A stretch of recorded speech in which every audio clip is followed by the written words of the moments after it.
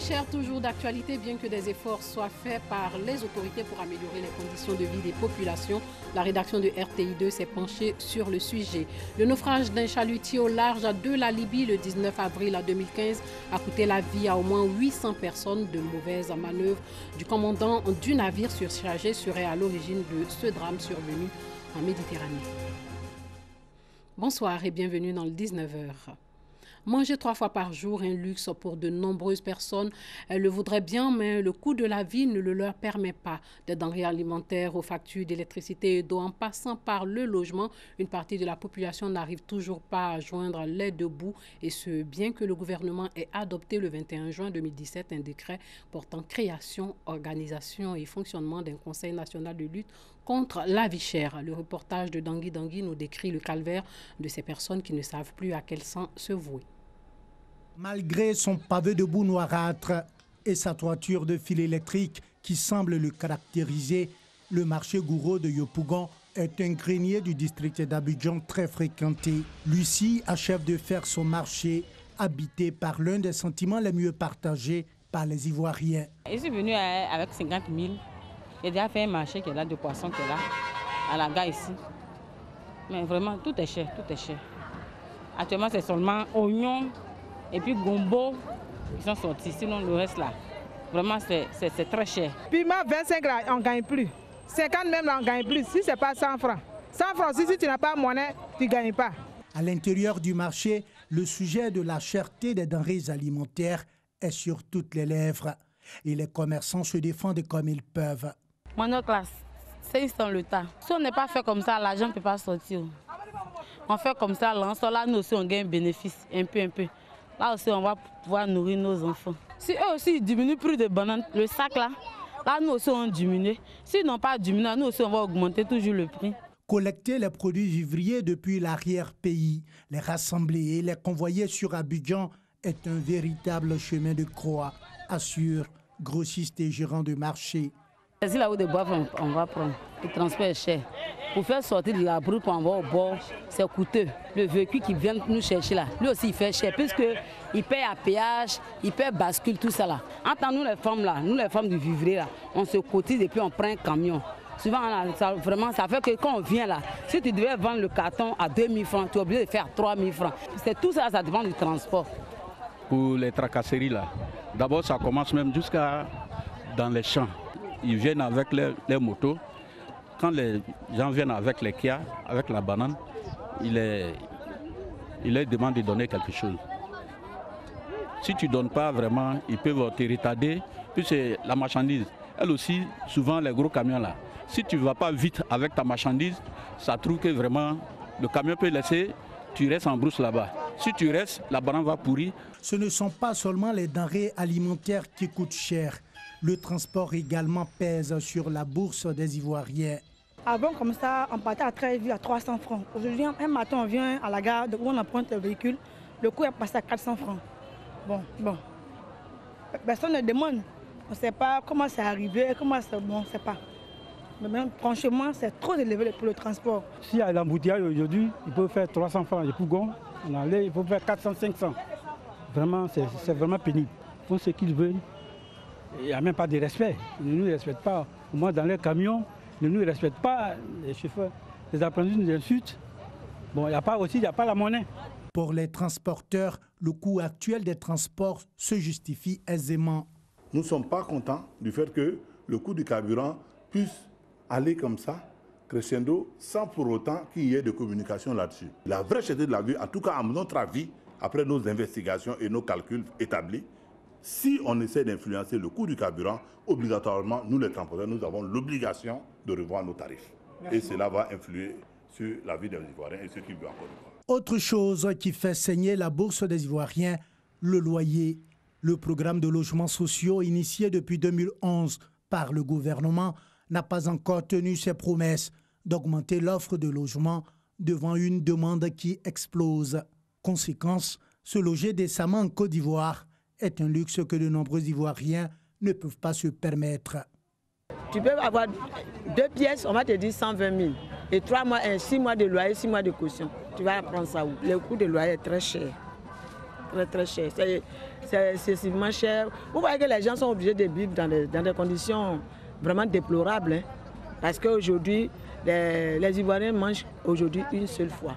Je peux dire que c'est chaud, hein? C'est chaud même. C'est pas comme je peux dire. Puisque la maison, ça augmente de jour en jour. Non seulement les propriétaires, ils n'arrangent pas la maison, mais il faut qu'ils augmentent chaque année. Chaque nouvelle année, ils augmentent un peu. Chaque nouvelle année, ils augmentent un peu, quoi. Donc vraiment, au niveau de maison, c'est cher. Vraiment, c'est cher. Cherté des denrées alimentaires, cherté des loyers, cherté du transport. L'effet conjugué de tous ces facteurs assèche les ressources des Ivoiriens, selon des observateurs. L'insalubrité aussi au cœur des préoccupations des populations. Deux marchés de la ville de Mans dans l'ouest du pays croulent sous le poids de l'insalubrité. Commerçants et clients côtoient tous les jours mouches, ordures et eau usée. Ajoutez à cela la vétusté de ce qui reste du second marché, le grand marché de la ville aux 18 montagnes. Ce marché parti en fumée il y a plus de 20 ans. Vous s'est rendu dans ces marchés. Un grand hangar de 150 places. Des places destinées à des commerçants et leurs marchandises. Au lieu de cela, ce sont des monticules d'ordures ménagères qui font office de marchandises dans ces boxes. Et tout autour, des commerçants de marchandises diverses, des vendeuses de légumes, de nourriture, des bouchers, bref, et même des résidences des riverains juste en face. C'est le visage hideux que présente une partie du petit marché de Libreville, construit en 1996 par la mairie sous le mandat de Bouis Sianele Philippe. Mais comment en est-on arrivé là? Différentes versions sont données. Un groupe de commerçantes affirme qu'une mauvaise répartition des places serait à l'origine du désagrément. Le marché n'a pas été distribué comme il le fallait.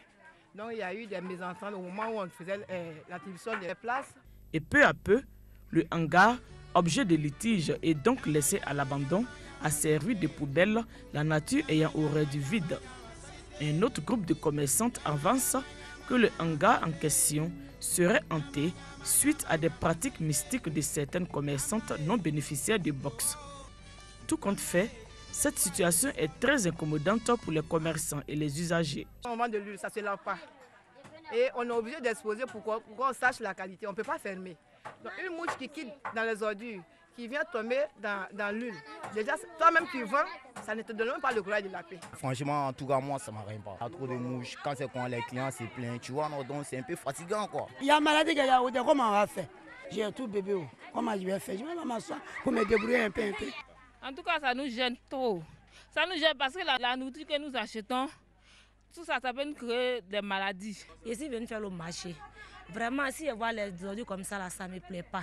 Mais on est obligé de venir au marché pour venir faire le marché pour partir à la maison. Les riverains en font aussi les frais. Nous, on habite là. Bon, vraiment, on a les moustiques, les odeurs. Souvent, vous voyez bien la fumée là. Très souvent, quand les femmes s'en vont à la maison à partir de 18h comme ça, elles mettent le feu. Il y a les voisins même qui n'ont même pas de toilettes. Et là, ça devient un dépotoir. Bon, on n'arrive pas à dormir. Il n'y a aucun coin où il faut déposer les ordures. Donc chaque famille est obligée d'aller verser les ordures là-bas. La mairie assure qu'elle fait tout pour ramener les choses à la normale. Les ordures sont enlevées souvent. Un comité de gestion de cette situation avec toutes les parties prenantes est mis en place et un site a même été trouvé pour accueillir les ordures. Nous avons tenté d'aménager ce site identifié, mais la jeunesse du quartier s'est opposée violemment vraiment à cette opération. Et jusqu'à présent, nous sommes encore en négociation pour qu'on puisse nous permettre d'aménager ce site et relocaliser les commerçantes sous ce préau. Relocaliser les commerçants sous le préau, c'est ce qu'il y a lieu de faire. En parallèle, si et seulement si on pouvait déplacer ce hangar, il ferait certainement le bonheur des commerçants du grand marché de Mans. En effet, parti en fumée en 1997 et plus de 20 ans après, jamais reconstruit. Tellement vétus que des incendies partiels y sont légion. Promiscuité et insalubrité, un décor dans lequel baignent depuis lors commerçants et usagers désabusés. Miguel Díaz-Canel, 57 ans, est le nouveau président de Cuba, candidat unique. Díaz-Canel a été élu par les députés pour un mandat renouvelable de 5 ans avec 603 voix sur 604, soit 99,83% des suffrages. Il a déclaré dans son premier discours en tant que président du Conseil d'État, et je cite, « Le mandat donné par le peuple à cette législature est de poursuivre la révolution cubaine dans un moment historique crucial, mais aussi les réformes économiques entamé par Raúl Castro. » Son électricité bon marché et sa fraîcheur ont fait du Québec une terre de prédilection pour les crypto-mineurs, des personnes qui gèrent des ordinateurs distincts qui appartiennent au même réseau Bitcoin et qui sont rémunérés contre un service. La province est perçue comme un Eldorado potentiel pour les crypto-mineurs de la planète, mais face à leur afflux, les autorités ont décidé de jouer la prudence. L'ordinateur a remplacé la pioche, le Bitcoin, la pépite d'or. À 1 heure de Montréal, dans un hangar, des milliers d'ordinateurs génèrent des bitcoins. Cette crypto-monnaie repose sur la technologie blockchain, un livre comptable virtuel qui permet de vérifier les transactions sans passer par une autorité centrale telle une banque. Nos machines servent à calculer des transactions qui sont sur le réseau Bitcoin, donc qui permet de décentraliser les réseaux, de rendre les réseaux plus sécuritaires. En échange de la puissance de calcul de leurs ordinateurs, les mineurs 2.0 reçoivent une petite somme en bitcoin.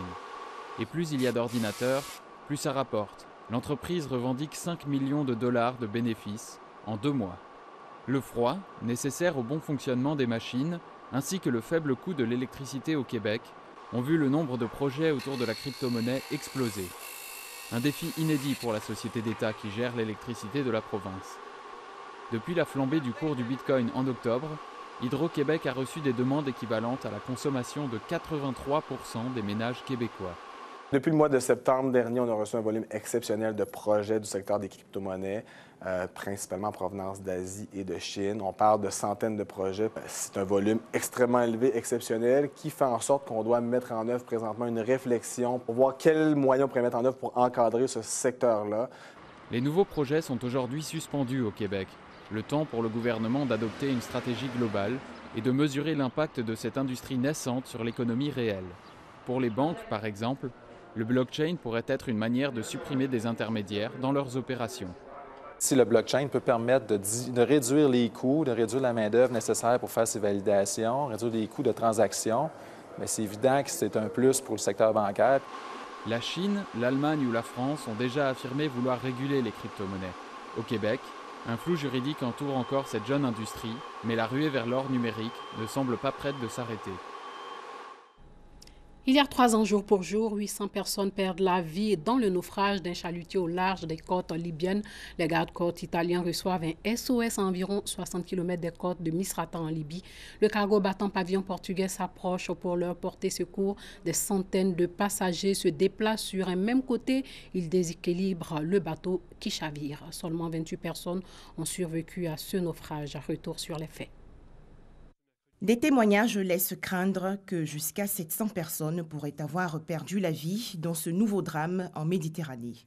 En effet, dans la nuit de samedi à dimanche, 19 avril 2015, un chalutier qui transportait des migrants a chaviré sous l'effet d'un mouvement de foule au large des côtes libyennes, à plus de 200 km de l'île italienne de Lampedusa. Une importante opération de secours a alors été mise en place. 17 navires des marines italiennes et maltaises ont été envoyés sur zone. 28 personnes ont pu être repêchées. Elles ont été conduites dans des centres d'accueil de la région. Ces survivants racontent que plus de 800 individus se trouvaient sur le bateau. Des Bangladais, Érythréens, Gambiens, Maliens, Sénégalais, Somaliens, Syriens et Tunisiens. La police italienne a annoncé que 2 survivants, notamment un Tunisien et un Syrien, soupçonnés d'avoir été le capitaine et un membre d'équipage, ont été arrêtés. Plus tard, des condamnations tombent. 18 ans de prison pour le Tunisien Mohamed Ali Malek, reconnu coupable d'homicide et aide à l'immigration clandestine, et 5 ans d'emprisonnement pour le Syrien Mahmoud Bikit. Au lendemain de cette catastrophe, l'Union européenne décide d'organiser un sommet extraordinaire pour répondre en urgence au drame des migrants en Méditerranée. Plus d'un an après, le renflouement de l'épave et la découverte de centaines de cadavres entassés dans tous les recoins de l'embarcation ont permis de confirmer les témoignages des rescapés, faisant état de 800 à 900 morts.